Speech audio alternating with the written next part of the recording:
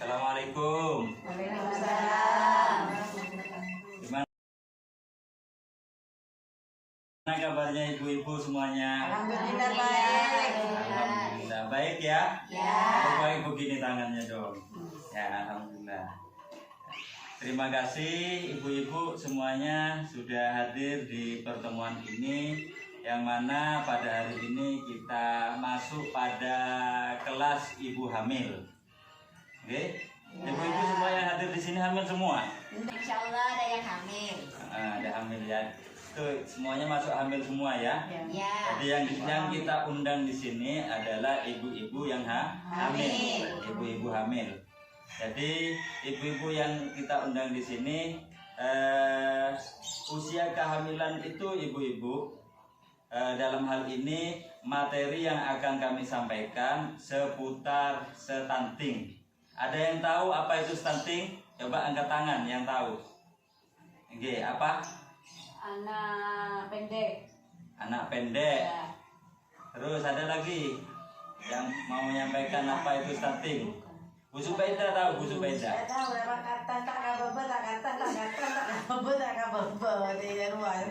Suaranya agak keras ya? Ya. Suaranya agak keras. Terus Bu Safitri, apa menurut Bu Safitri? Kalau stunting itu kayak kurang gizi itu Pak. Maksudnya usia muda bisa menyebabkan stunting. Oke, betul. Terus ada yang mau nambahkan lagi, Bu Harira? Yang diketahui oleh ibu-ibu tentang stunting. Intinya begitu ibu ya. Anak stunting itu anak yang pendek, tidak tinggi badannya, tidak sesuai dengan umurnya. Gampangnya seperti itu. Kira-kira kalau seperti itu terjadi pada keluarga kita, ibu-ibu bagaimana?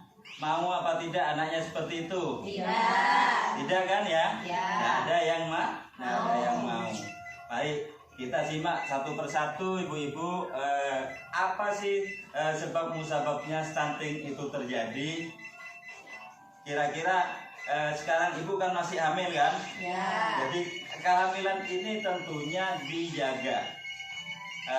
Karena anak yang akan kita lahirkan seperti yang kita sampaikan tadi tidak menginginkan anak kita itu stunting. Pertama yang harus dijaga ibu itu pertama memenuhi asupan gizi. Memenuhi asupan gizi semasa kehamilannya. Semasa kehamilan itu ibu-ibu harus bisa memenuhi asupan gizi. Yang kedua, rajin periksa ke posyandu. Di posyandu itu tuh nanti ibu-ibu semuanya ini sudah kan masuk di kelas kehamilan. Kemarin bidannya sudah menceritakan dan ibu-ibu sudah terdaftar dan punya buku KIA semua kan ya? Di situ diperiksa ada perkembangan apa tidak berat badan janinnya. Ya kan, detak jantungnya normal apa tidak? Nah, itu ditanyakan sama bidannya, dicatat di buku KIA. Jadi ibu ketika hamil sekarang banyak bertanya. Sumber informasi yang bisa diketahui oleh ibu-ibu melalui apa saja? Informasi tentang merawat kehamilan, ibu bisa tahu dari mana saja? Membaca buku KIA. Pertama bisa dapat membaca dari buku KIA. Yang kedua, konsul ke bidannya bisa. Yang ketiga, bisa di grup WhatsApp, bisa di YouTube, bisa di Facebook, atau bisa tanya langsung ke petugas PKH. Jadi ibu-ibu ini pentingnya dalam menggali informasi. Dalam menggali informasi ini penting. Untuk apa? Karena dengan banyaknya informasi yang kita terima tentang perawatan ibu hamil, itu ibu-ibu semuanya akan membangun dan menyehatkan anak kita semua. Seperti yang disampaikan tadi, anak kita harus tumbuh sehat dan cerdas. Itu harapan kita semua. Maka dari itu ibu-ibu semuanya, di sini melalui pertemuan di siang hari ini di kelas ibu hamil ini, harapan kami setelah ibu keluar dari kelas ini bisa memperhatikan kondisi kehamilan ibu-ibu dengan memperhatikan pola makan dengan memenuhi gizi yang cukup.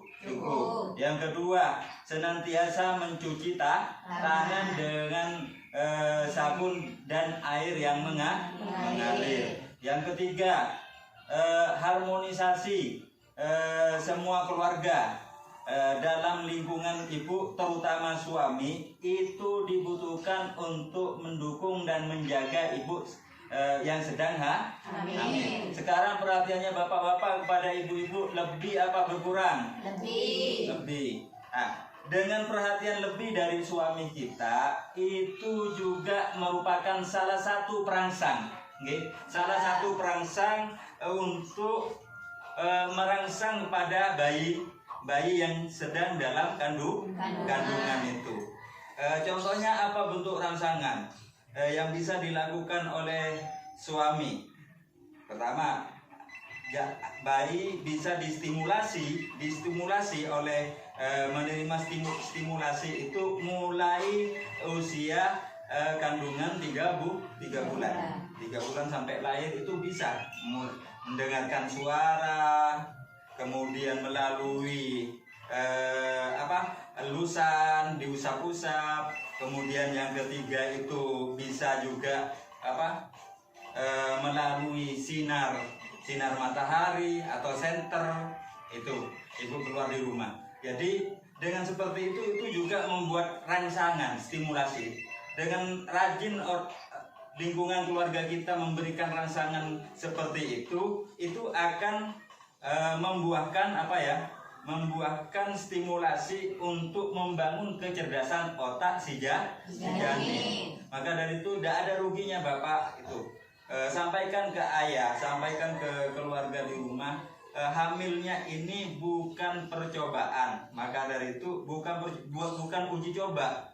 Ketika itu semua ibu-ibu di sini ditakdirkan untuk hamil oleh Allah, itu merupakan ibu-ibu adalah orang pilihan.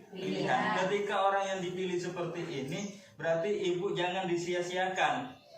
Jangan disia-siakan kesempatan itu sebaik mungkin untuk merawat anak itu. Tujuan dari pemerintah ini amat mulia, Bu. Karena apa? Karena dengan terjadinya stunting anak pendek tersebut, itu tolong nanti kalau misalkan terjadi seperti itu, naudzubillahi min dzalik, mudah-mudahan tidak terjadi, itu akan menyebabkan nilai potensi dari SDM yang ada itu akan menurun.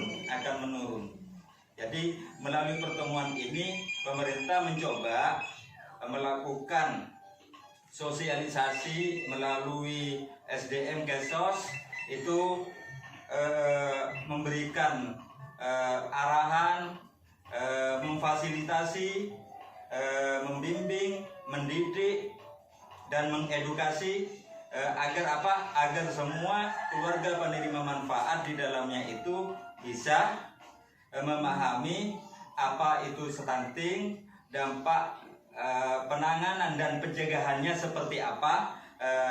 Di sini pentingnya yang perlu diketahui. Ibu-ibu yang saya hormati, sekarang kira-kira dalam bentuk penanganan dan pencegahan terhadap stunting ini, apa yang bisa diketahui dari ibu setelah membaca buku KIA itu? Apa yang harus dipenuhi? Bu Samiati mungkin bisa. Monggo. Garam rosok itu, Pak. Nggak boleh makan Garam beriodium. berarti kita harus menggunakan garam beriodium. Ya. Terus apa lagi? Makan Sayuran. Terus apa lagi? Buah.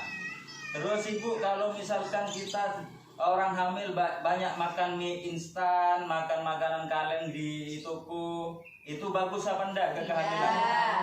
Enggak bagus ya?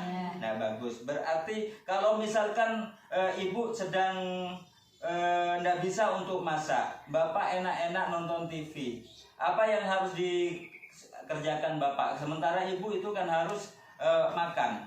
Apa Ibu makan mie goreng? Apa Ibu makan makanan kaleng atau makanan instan? Jadi yang harus lakukan Bapak itu apa? Masak Membantu memasak. Memasak.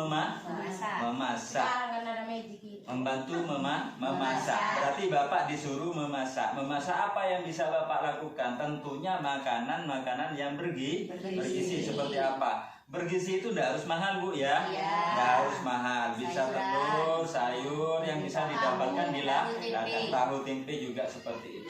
Jadi penuhilah 4 sehat 5 sempurna untuk kebutuhan janin Kita. Terus dukungan keluarga sekarang, dukungan keluarga. Dukungan dalam lingkungan keluarga itu juga penting, Ibu. Karena dengan adanya dukungan keluarga, kadang ini antara mitos dan fakta yang terjadi dalam keluarga itu ya, antara mitos dan fakta yang banyak terjadi di dalam keluarga. Kadang kalau kita ngumpul dengan mertua yang cerewet, ya ada benda ini, mertuanya ibu-ibu yang cerewet. Banyak. Ada ya? Ya. Ada. Misalkan ada mertua yang cerewet, ngomong, oh kandungannya tabuk mata aja, perutnya kok tidak besar-besar. Nah, ada kan? Seperti itu. Jadi ibu ndak usah pusing mikirin itu. Yang penting ibu rajin datang ke posyandu, janinnya, detak jantungnya kuat, kemudian perkembangannya itu ada. Ndak usah khawatir masalah perut besar, mau perut kecil, ndak usah khawatir itu. Seperti itu, Bu, ya. Ya. Jadi bagaimana? Sampaikan dalam lingkungan keluarga nanti. Bagaimana lingkungan keluarga, di dalam keluarga kita ada nenek, ada ibu, ada paman, itu sekiranya mendukung. Kenapa? Karena ibu hamil itu membutuhkan ketenangan. Karena dengan ketenangannya ibu hamil itu yang nanti secara psikologis akan mempengaruhi janin yang ada dalam perut ibu-ibu semua. Paham ya? Ya. Paham. Ada yang mau ditanyakan ibu-ibu? Enggak. Sudah mengerti. Mengerti ya? Ya. Mengerti ya? Baik, kalau memang sudah mengerti ibu-ibu, untuk kelas pertemuan hari ini kita cukupkan. Kita akan ketemu lagi di pertemuan yang akan datang. Ingat, tolong datang dengan membawa buku KIA di pertemuan yang akan datang. Saya akan melihat perkembangannya lebih lanjut. Terima kasih. Akhirul kalam. Wassalamualaikum warahmatullahi wabarakatuh. Waalaikumsalam.